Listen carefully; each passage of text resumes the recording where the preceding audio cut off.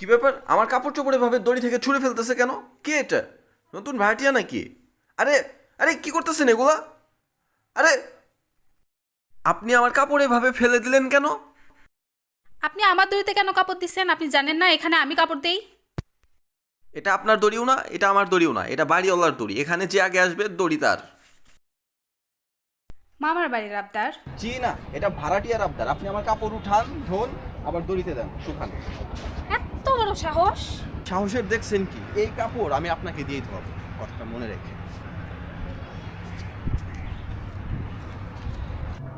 আমিও দেখে নিব।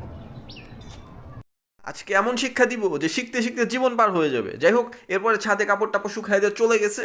আমিও আমার কাপড় ফেলে রেখে চলে গেছি। বিকেলবেলা আসছি, যে যখন থাকবে না তখন আমি ছাদে আসবো।